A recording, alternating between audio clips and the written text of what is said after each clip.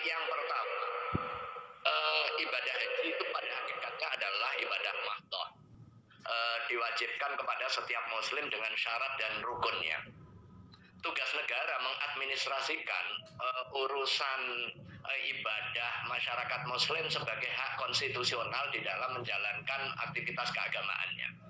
Artinya kehadiran negara itu adalah mengadministrasikan urusan keagamaan tanpa masuk kepada substansi agama.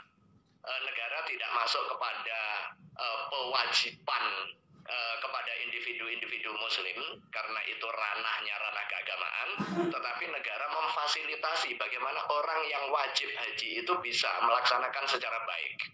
Nah, pewajiban keagamaan terkait dengan aspek haji itu dikaitkan dengan istitoah. Nah, karena itu bagaimana menerjemahkan konsepsi istitoah di dalam konteks administrasi negara, itulah tugas negara. Rekan-rekan sekalian, sebelum mengejawantahkan tugas kenegaraan di dalam administrasi makna istitoah dalam penyelenggaraan ibadah haji, bagaimana kedudukan istitoah dan mahwal istitoah. Ini slide mungkin nanti menyesuaikan ya. Di bagian yang pertama, pandangan fikih seputar istitoah. Walillahi ala nasi hijjul baiti man istata'a ilaihi sabila. Kewajiban haji dikaitkan dengan syarat istitoah. Syarat istitoah bukan syarat sah, tetapi syarat wajib. Nah, makna istitoah para fuqaha berbeda pandangan. Yang secara umum dikelompokkan menjadi 3 mazhab fikih. Syafi'iyah, Hanabilah berada di dalam satu pandangan, hanya menyangkut kemampuan dalam bidang biaya atau almal. Ketika ada orang terhalang secara fisik, dia sakit, tapi biaya cukup, dia tetap wajib, cuma pelaksanaannya disubstitusikan, jadi dengan badal atau sejenisnya. Kemudian Malikiyah, istitoah hanya menyangkut kesehatan badan. Sekalipun punya uang banyak, kesehatan badannya nggak memungkinkan, maka dia tidak berkewajiban. Hanafiyah, istitoah pada hakikatnya meliputi kemampuan dalam bidang biaya dan kesehatan.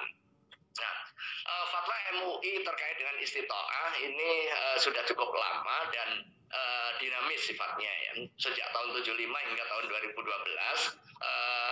ada 6 fatwa yang bisa dijadikan panduan dan pedoman.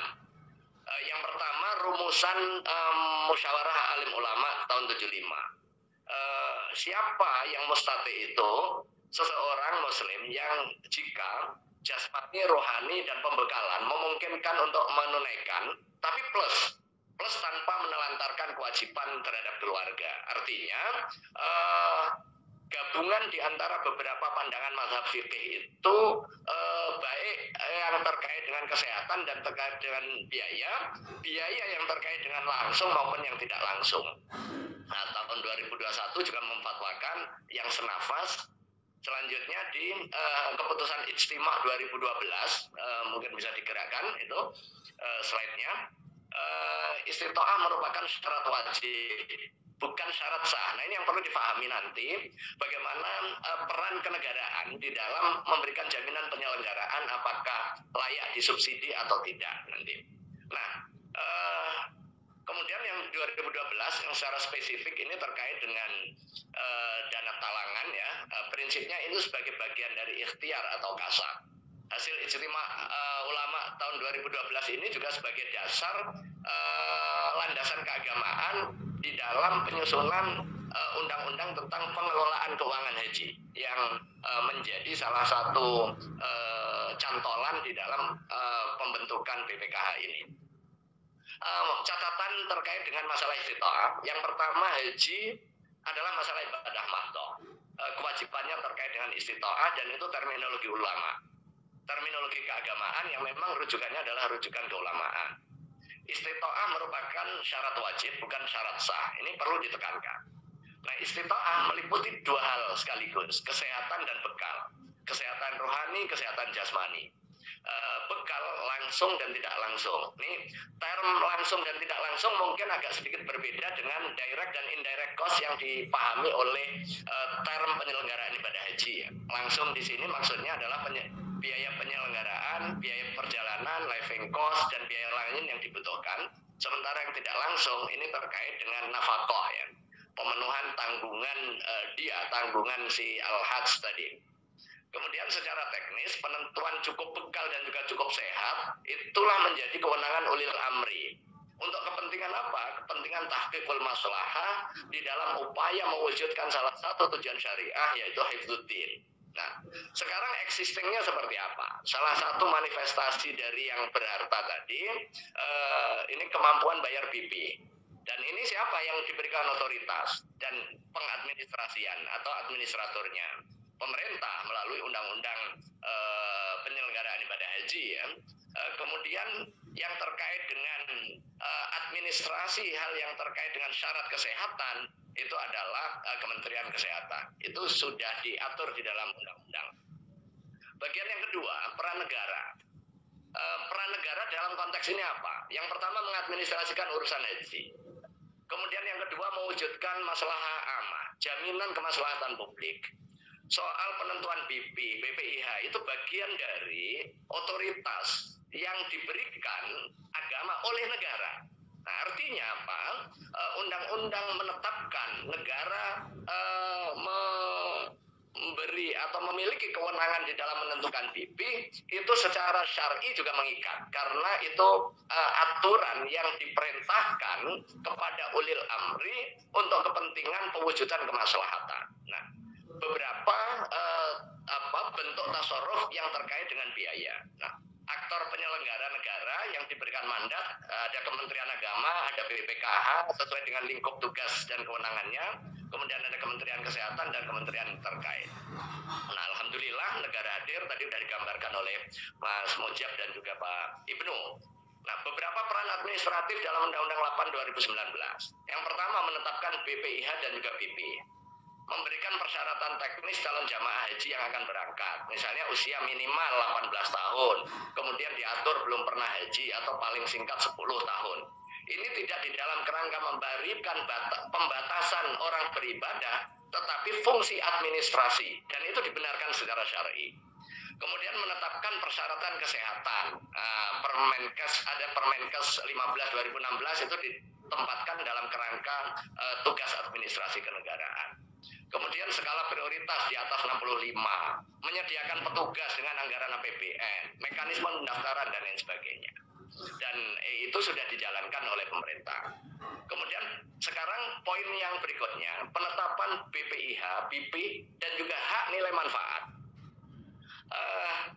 BPIH itu didefinisikan sejumlah dana yang digunakan untuk operasional penyelenggaraan ibadah haji, sementara BP itu adalah uang yang dibayar langsung oleh calon jamaah untuk kepentingan menunaikan ibadah haji. Nah, di samping itu rincian-rinciannya ada yang disebut sebagai nilai manfaat dan juga dana efisiensi yang nanti berkaitan dengan aspek syar'i. Jadi dua hal inilah yang menjadi titik krusial. Nilai manfaat, kalau itu diterjemahkan di dalam undang-undang, dana yang diperoleh dari hasil pengembangan keuangan haji yang dilakukan melalui penempatan dan atau investasi, yang dalam hal ini menjadi tugas absolutnya BPKH. Cuma, nah ini yang digambarkan oleh Pak Saiful Mujab tadi, nilai manfaat yang digunakan, itu nilai manfaat punya siapa? Padahal di dalam aturan undang-undang dan juga aturan syar'i, nilai manfaat itu definitif. Punya calon jamaah haji secara personal individual, tidak secara kolektif sebagai perkumpulan calon jamaah. Penetapannya otoritas pemerintah dalam hal ini. Makanya sementara penjelasan mengenai BPIH atau BPIH di dalam pasal 44 itu sumbernya dari mana? Pertama dari BP, kemudian dari APBN, kemudian yang ketiga dari nilai manfaat dan dana efisiensi. Kalau BP, oke, dia personal. APBN bisa personal, bisa tanggung jawab kolektif, kepentingan maslahah amah. Nilai manfaat idealnya dan harusnya secara syar'i itu secara personal. Tetapi kondisi faktualnya sekarang secara kolektif dan atau sumber lain, dan itu yang pada hakikatnya syai'un lahu niqash. Ketentuan pasal 50 yang menegaskan bahwa BP yang telah disetorkan itu punya individu dan juga nilai manfaat yang dikembangkan dari setoran awal BP itu juga balik kepada individu. Nah ini terjemahannya di pasal 50. Karena kalau seandainya dalam kondisi tertentu dia gagal, maka dia bisa terima kembali secara utuh. Kemudian yang terakhir, bagian ketiga, problem existing dan juga usulan solusi. Kondisi existing tadi digambarkan oleh Pak Mujab ya. Saya ambil dari penjelasan Pak Menteri. Gusman ini mengutip dari media briefingnya BPKH. Rentang waktu 12 tahun terakhir. Antara total BPIH, kemudian nilai manfaat, dan juga BP yang dibayarkan. Itu bisa kelihatan. Nah, dari sini sebenarnya sesuatu yang perlu kita pertanyakan adalah soal otoritas pemanfaatan nilai manfaat yang dimiliki oleh individu-individu calon jamaah haji untuk kepentingan pemberangkatan calon jamaah haji yang bukan punyanya. Nah, tentu di sini ada kezaliman. Nah, calon jamaah hajinya tidak salah karena dia tidak terkait langsung dengan tasarrufnya. Nah, tentu yang punya tanggung jawab siapa? Yang punya tanggung jawab negara. Di dalam hal ini ya BPKH salah satunya. Negara mensubsidi. Kemudian ada pertanyaan. Nah, kadang di tengah masyarakat orang istitoah kok negara mensubsidi. Berarti dia nggak istitoah. Apakah negara mensubsidi penyelenggaraan ibadah haji? Jawabnya why not? Mengapa tidak? Karena itu fungsi negara adalah memberikan jaminan, salah satunya bisa di dalam bentuk subsidi. Sebagai tugas negara dalam pelayanan dan fasilitasi. Nah, yang kedua secara syar'i, istitoah tadi itu bukan syarat sah, tetapi dia syarat wajib. Seandainya seseorang belum kewajiban, kemudian negara bayarin, maka dia gugur kewajiban ketika syarat rukunnya terpenuhi dan kemudian dia tidak lagi dibebankan kewajiban. Nah, tapi yang harus diperjelas itu subsidi dari sumber apa? Yang pertama sumber milik negara, yang memang negara punya otoritas tasarruf. Di sini dibolehkan dan ini sudah berjalan baik. APBN dan sumber lain yang sah. Kalau selama ini sudah dijalankan tentu ya, baik untuk kepentingan langsung maupun tidak langsung, untuk kepentingan petugas, untuk pengawas dan lain sebagainya. Nah, kalau sumber dari uang jamaah lain yang ditasarrufkan oleh negara, di dalam hal ini bisa kesepakatan DPR atau BPKH dan lain sebagainya, itu tidak sah. Karena apa? Karena itu dia tidak punya hak tasarruf. Nah, selama ini seperti apa? Nah, ini muhasabah. Saya nggak tahu detail. Selama ini yang tadi masuk kategori nilai manfaat tadi itu adalah nilai manfaat personal dari investasi uang yang diinvestasikan punya dia atau punya orang lain. Nah, karena apa? Karena status dana setoran awal haji yang diinvestasikan itu punya jamaah secara definitif. Terlebih sejak adanya BPKH, kemudian diberikan virtual account, maka tidak ada kesulitan sedikit pun untuk mengidentifikasi nilai manfaat yang basisnya personal dan individual. Negara tidak menjalankan fungsi pelayanan. Negara menjalankan fungsi pelayanan dan fasilitasi atau khidmah amah, bukan agen travel ya. Karena fungsinya public services, dia tidak mengambil keuntungan. Beda dengan agen travel. Yang terakhir ya, status kepemilikan, slide berikutnya. Fatwa tahun 2012 yang ini juga menjadi pijakan di dalam penyusunan Undang-Undang Pengelolaan Keuangan Haji. Dana setoran haji yang ditampung dalam rekening Menteri Agama yang pendaftarannya termasuk daftar tunggu itu milik pendaftar. Ketika ada investasi, maka investasinya itu dikembalikan kepada calon jamaah personal by name by address. Dana BPIH milik calon jamaah haji yang masuk daftar tertunggu tidak boleh digunakan untuk keperluan apapun kecuali untuk membayar keperluan yang bersangkutan. Nah, ketentuan dan problemnya, dua slide terakhir ya.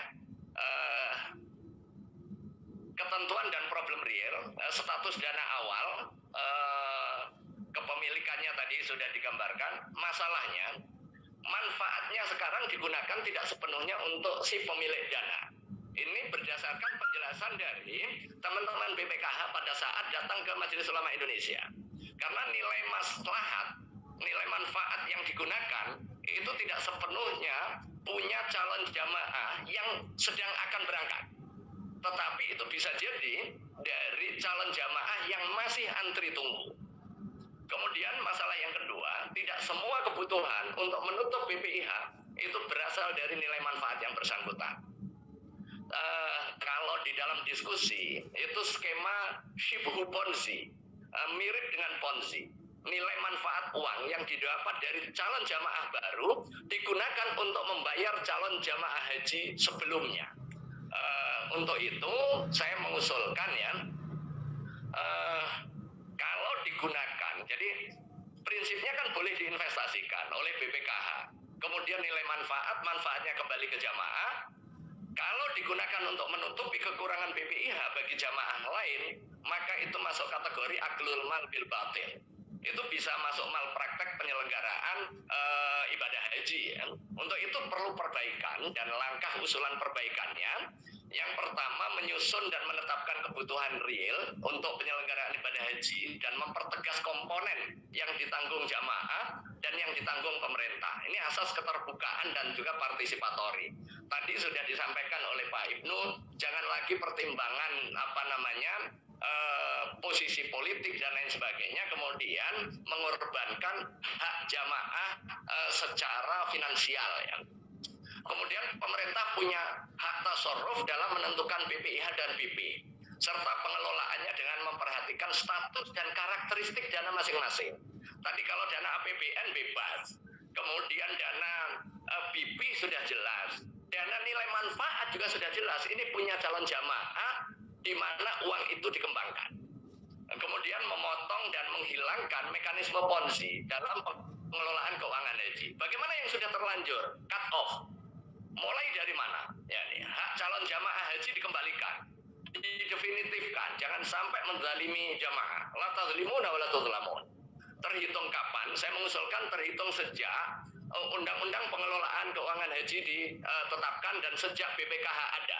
Karena sejak BPKH ada, ditindaklanjuti di dalam perbaikan tata kelola calon jamaah haji dengan virtual account, sehingga masing-masing calon jamaah haji bisa mengetahui berapa besar uang yang dia miliki dan juga nilai manfaat hasil investasi itu.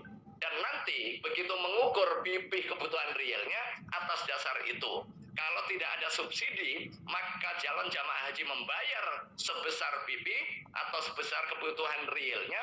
Kalau ada subsidi, negara mensubsidi berapa. Wallahu a'lam bishawab. Wassalamualaikum warahmatullahi wabarakatuh.